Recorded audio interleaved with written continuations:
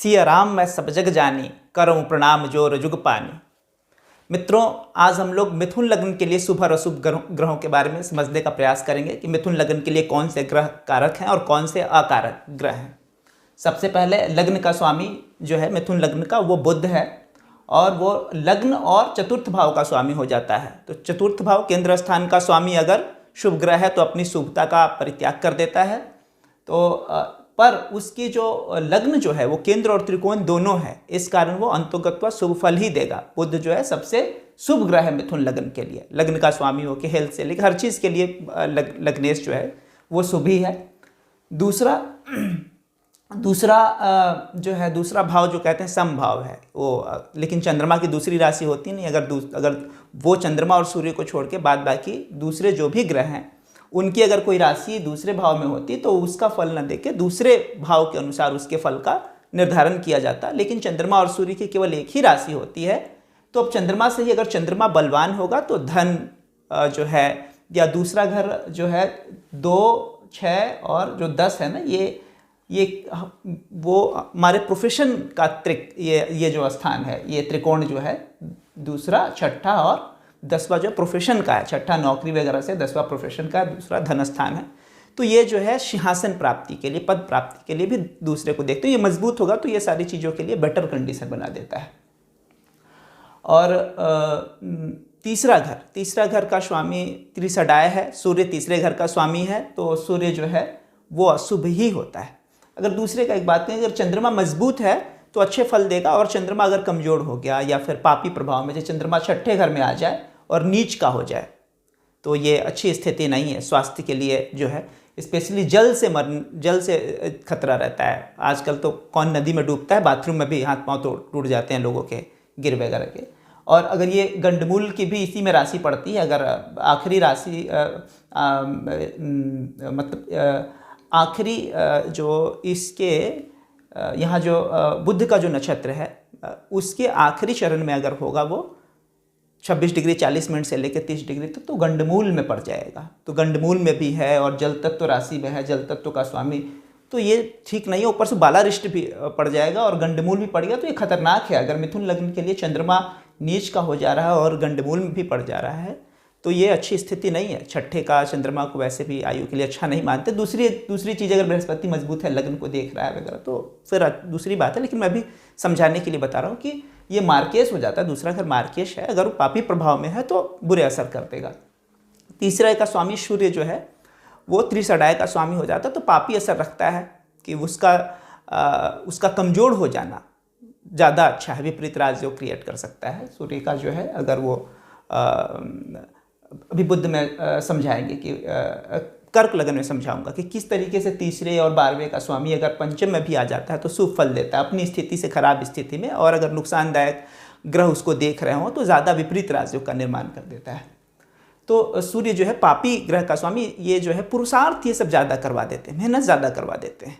इसीलिए जब हम लोग परिवर्तन योग, फल दीपिका में परिवर्तन योग की जब बात करेंगे ना, कि परिवर्तन योग में शुभ स्थान का स्वामी जब परिवर्तन करते हैं तो उसको राजयोग कह रहे हैं। और अगर वो छठे, 8वें, 12वें, तीसरा, छठा, 8वां, 12वां तीनों ही बुरा है, लेकिन छठे, 8वें, 12वें से अगर एक्सचेंज कर रहे हैं तो उसको दैन्य योग कह रहे हैं, उसको खराब ही मान रहे हैं। लेकिन छठे, 8वें, 12वें से, लेकिन अगर तीसरे से किसी शुभ स्थान का परिवर्तन, उसको खलयोग कह रहे हैं। इस पर डिटेल में समझेंगे उस समय कि खलयोग, इसमें शुभ और अशुभ दोनों ही चीज़ें रहती हैं। पराक्रम का भी भाव है, तो बिल्कुल ऐसा नहीं कि जिसको अगर पॉलिटिकल जाना है, मेहनत वाला जिसका काम है, जिसको लड़के ही छीन कर लेना, उसके लिए तो बेटर है इस घर का मजबूत भी हो जाना।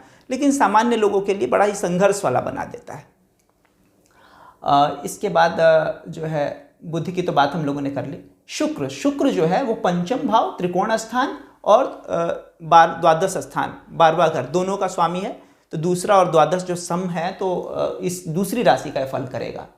12वें का जो प्रभाव न देगा, ये पंचम भाव का प्रभाव करेगा। तो पंचम भाव त्रिकोण स्थान है तो बड़ा ही शुभ है विद्या के लिए, धन वगैरह के लिए भी, संतान के लिए भी, इंटेलिजेंस वगैरह के लिए बहुत ही अच्छा है। मंत्रणा शक्ति, पद वगैरह पाना हो, 11वां, पंचम, ये सब मंत्री पद वगैरह के लिए मंत्रणा भी है और मंत्री पद भी है, इन सब के लिए बहुत ही अच्छा है। शुक्र जो है संतान के लिए भी बहुत अच्छा शुक्र है। ये अगर खराब स्थिति में होगा तो संतान को कष्ट देगा, और अच्छी स्थिति में है तो बहुत ही अच्छा है। शुक्र के बाद अब मंगल को समझते हैं। मंगल जो है इस कुंडली के इस लग्न के लिए छठे घर और 11वें घर का स्वामी हो जाता है। छठा घर भी त्रिसडाय है और 11वां घर भी त्रिसडाय है, 3, 6, 11 में से। तो वैसे ही जैसे मेष लग्न के लिए बुध 2 त्रिसडाय स्थान का स्वामी हो जाता है, तीसरे का और छठे का, इसलिए अतिव पापी हो जाता है। उसी प्रकार मिथुन लग्न के लिए मंगल जो है छठे और 11वें का स्वामी होकर दोनों ही अनिष्ट स्थान है, तो मंगल जो है बहुत ही पापी हो जाता है इस लग्न के लिए।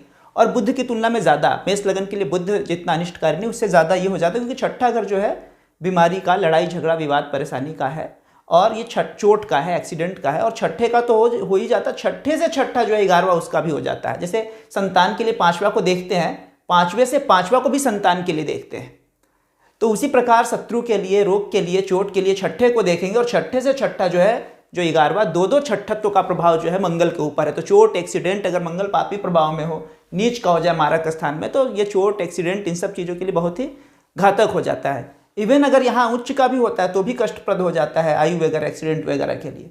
स्पेशली अगर मिथुन लग्न है और यहाँ मंगल, यहाँ शनि और यहाँ मंगल, शनि मंगल का जो परिवर्तन अगर मैं जिन लोगों का देखता हूँ तो बड़ा ही खतरनाक हो जाता है। अगर 11वें घर से और अष्टम का जो है जिनका ही परिवर्तन है, तो ये बहुत अच्छा, भले ही मंगल यहाँ पे उच्च का हो जाता है, तो मंगल जो है वो इस लगन के लिए अच्छा नहीं है। चोरी का भी ग्रह हो जाता है, बहुत चोरी करवा देता है अगर पापी प्रभाव इफेक्ट वगैरह में हो। अगर किसी के इस जगह पे मंगल बैठ जाए संतान के घर में, तो छठे का भी इस जगह पे अगर मंगल बैठा हो तो संतान के लिए बहुत ही डैमेज वाला मंगल बन जाता है, क्योंकि मिथुन लगन के लिए मंगल जो है वो अच्छा नहीं है।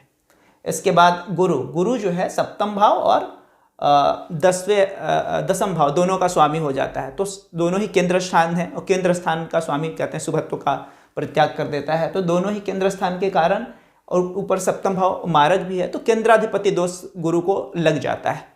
तो गुरु जो है इस कुंडली के लिए जो है वो मार्केश भी है और अकारक ग्रह माना जाता है, कि शुभ प्रभाव वाला ग्रह इस कुंडली के लिए नहीं माना जाता है। मतलब चंद्रमा भी मार्केश है और गुरु भी मार्केश है, गुरु को केंद्राधिपति दोष भी लग जाता है, तो वो जो है गुरु इस कुंडली के लिए बहुत ही अशुभ ग्रह मानते हैं मिथुन लग्न के लिए।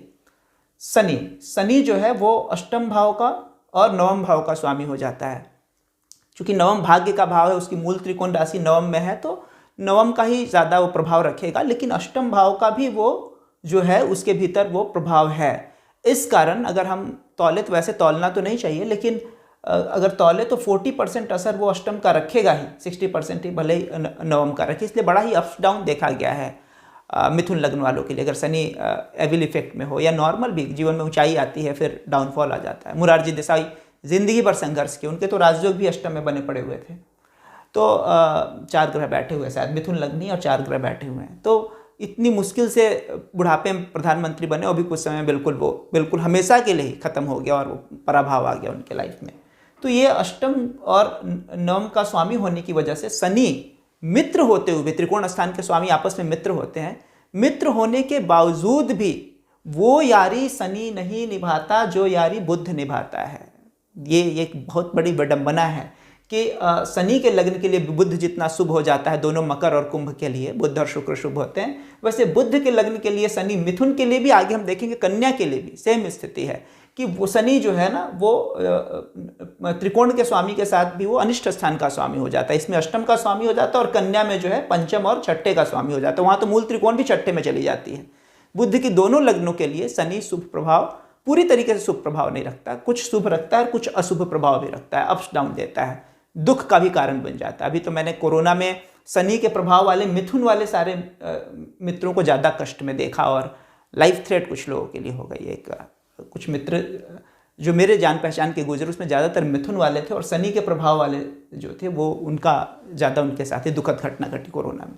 तो ये शनि जो है ना वो थोड़ा अनिष्ट स्थान का भी स्वामी है, इस कारण बहुत शुभ नहीं है। पूरी तरीके से शुभ अगर देखें तो बुध और शुक्र ही है इस कुंडली के लिए। चंद्रमा अगर अच्छी स्थिति में आ जाता है तो चंद्रमा भी धन वगैरह के लिए बेटर है। मंगल मजबूत अगर है तो वो आय वगैरह के लिए ठीक है, धन वगैरह के लिए ठीक है, लेकिन वो हमेशा ही चोरी करवा देना, दूसरी चीज़ों के लिए रिस्पॉन्सिबल है। मेरे अंकल की भी मिथुन लग्न की कुंडली है और मंगल जो है वो इस जगह पर बैठा हुआ है, तो बहुत धनवान तो उन्हें बना रखा है, लेकिन शनि उनका यहाँ बैठा था, शनि की और मंगल चूंकि यहाँ बैठा और शनि की भी दृष्टि इस पर आ रही है, तो संतान जो है बहुत ही मुश्किल से संतान के बाद में, अभी तो 3 संतान है लेकिन उसमें 9-10 साल तक संतान ही नहीं हुआ, बड़ा कष्ट हुआ संतान को लेकर उनको। संतान पक्ष जो है उसको लेकर इनको काफ़ी ही कष्ट का सामना करना पड़ा। मंगल और शनि दोनों का प्रभाव पंचम पर आ गया।